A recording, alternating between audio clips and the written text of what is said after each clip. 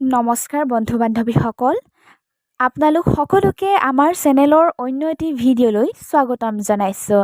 আশা কৰিছোঁ সকলো ভালে আছে আৰু আজি আমি আপোনালোকৰ মাজলৈ লৈ আহিছোঁ আগন্তুক চতুৰ্থ বৰ্গৰ নিযুক্তি পৰীক্ষাৰ বাবে কিছু গুৰুত্বপূৰ্ণ প্ৰশ্নোত্তৰ। গতিকে আহকচোন পলম নকৰি আজিৰ এই ভিডিঅ'টি আৰম্ভ কৰোঁ। আজি প্ৰথম প্ৰশ্নটি হৈছে কোন বছৰত দীপৰ বিলক ৰামছাৰ ক্ষেত্ৰ হিচাপে ঘোষণা কৰা হৈছিল?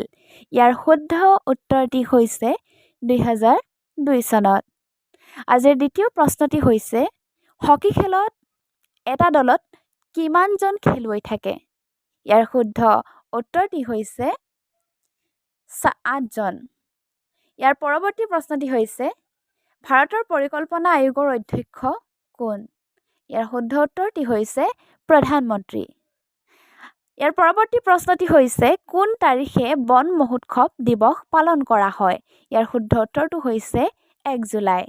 ইয়াৰ পৰৱৰ্তী প্ৰশ্নটি হৈছে চিৰ চেনেহী মোৰ ভাষা জননী এই গীতটো কোনে ৰচনা কৰিছিল? ইয়াৰ শুদ্ধ উত্তৰটি হৈছে মিত্ৰদেৱ মহন্ত। ইয়াৰ পৰৱৰ্তী প্ৰশ্নটি হৈছে অসমৰ সৰ্বাধিক জনসংখ্যাৰ জিলা কোনখন? ইয়াৰ শুদ্ধ উত্তৰটি হৈছে নগাঁও জিলা। ইয়াৰ পৰৱৰ্তী প্ৰশ্নটি হৈছে চক্ৰশিলা অভয়াৰণ্য কোন জিলাত অৱস্থিত? ইয়াৰ শুদ্ধ উত্তৰটি হৈছে কোকৰাঝাৰ জিলাত।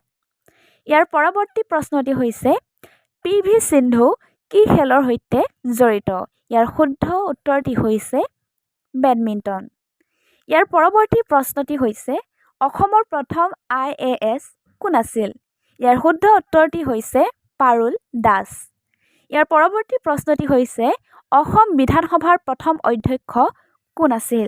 ইয়াৰ শুদ্ধ উত্তৰটি হৈছে বসন্ত দাস। ইয়াৰ পৰৱৰ্তী প্ৰশ্নটি হৈছে অসম সাহিত্য সভাৰ প্ৰথম মহিলা সভাপতি কোন আছিল? ইয়াৰ শুদ্ধ উত্তৰটি হৈছে নলিনীবালা দেৱী। ইয়াৰ পৰৱৰ্তী প্ৰশ্নটি হৈছে অসমত সৈনিক স্কুলখন কোন ঠাইত আছে? ইয়াৰ শুদ্ধ উত্তৰটি হৈছে গোৱালপাৰা। অসমৰ প্ৰাচ্য পণ্ডিত বুলি কাক জনা যায়? ইয়াৰ শুদ্ধ উত্তৰটি হৈছে কৃষ্ণকান্ত সন্দিকৈ। ইয়াৰ পৰৱৰ্তী প্ৰশ্নটি হৈছে জিকিৰ আৰু জাৰি কোনে ৰচনা আৰু প্ৰচলন কৰিছিল? ইয়াৰ শুদ্ধ উত্তৰটি হৈছে আজান ফকীৰে। ইয়াৰ পৰৱৰ্তী প্ৰশ্নটি হৈছে ৰিহানগৰ বান্ধ কোন ৰাজ্যত অৱস্থিত? ইয়াৰ শুদ্ধ উত্তৰটি হৈছে উত্তৰ প্ৰদেশত।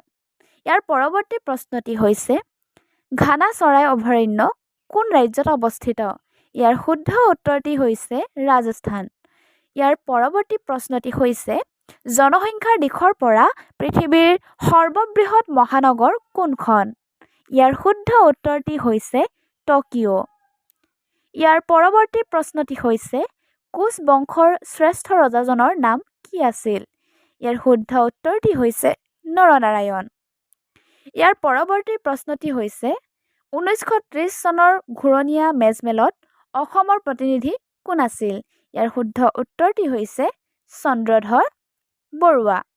ইয়াৰ পৰৱৰ্তী প্ৰশ্নটি হৈছে পথৰুঘাটৰ ৰণ কোন ঠাইত হৈছিল? ইয়াৰ শুদ্ধ উত্তৰটি হৈছে দৰঙত। ইয়াৰ পৰৱৰ্তী প্ৰশ্নটি হৈছে ইংৰাজে কোন চনত মণিৰাম দেৱানক ফাঁচি দিছিল? উত্তৰ 1858 চনত। গতিকে আজিৰ ভিডিঅ'টিত আমি আপোনালোকৰ বাবে এইখিনি প্ৰশ্ন লৈ আহিছিলোঁ। যদি ভিডিঅ'টি ভাল পালে তেনেহ'লে লাইক কমেণ্ট আৰু বন্ধুবৰ্গৰ সৈতে ভিডিঅ'টি শ্বেয়াৰ কৰিব বুলি আশা কৰিলোঁ আৰু আগলৈ এনেধৰণৰ ভিডিঅ'সমূহ পাই থাকিবৰ বাবে আমাৰ চেনেলটো ছাবস্ক্ৰাইব কৰিব বুলি আশা কৰিলোঁ। ধন্যবাদ।